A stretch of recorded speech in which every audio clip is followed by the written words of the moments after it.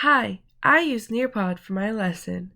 Nearpod is an online software used by teachers to create lessons for students. These lessons are made with different activities to enhance a student's learning online or inside the classroom. This tool enhances learning for students.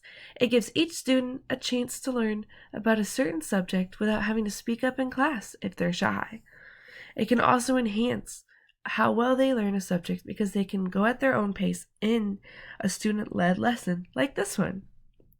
The lesson I created is for 3rd grade social studies. The lesson is about productive resources. The GA standards of excellence include SS3E1, and it says define and give examples of the 4 types of productive resources. The ISTE standard is 1.1.C.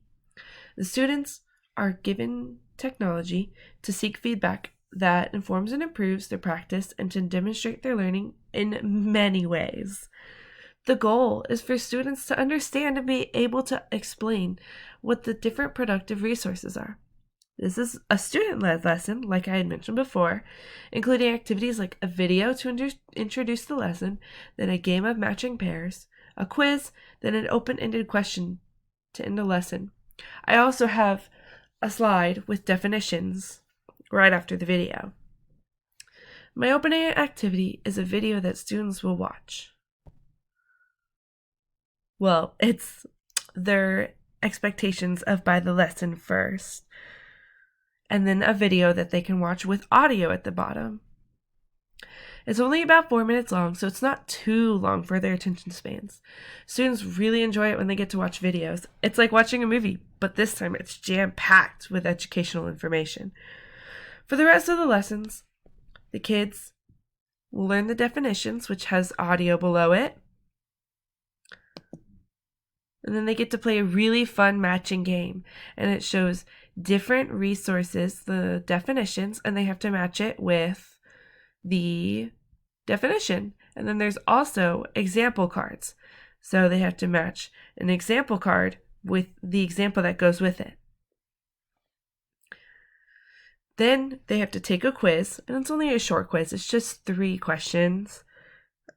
And then they have to answer a question about their lesson.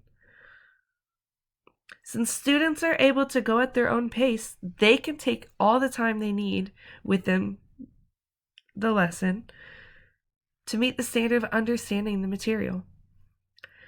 I made mine accessible through the use of audio. As I showed before, I had the definitions accessible to students who may need it to listen to the audio rather than just reading it. So I added audio to the slide with the definitions. I also did not add time limits for anything like the matching pairs or the quiz or the open-ended question.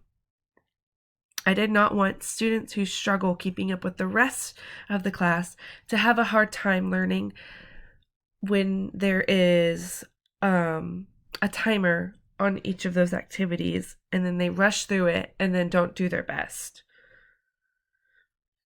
The end is an open-ended question they answer to bring the lesson to a close. After using this tool, I found it's a great way to include activities into a lesson if maybe I don't have the time to create a lesson for in-class activities. So this way I can whip up with a bunch of activities and make it really fun for students, and they can go at whatever pace they need as long as they get it done by the end of class.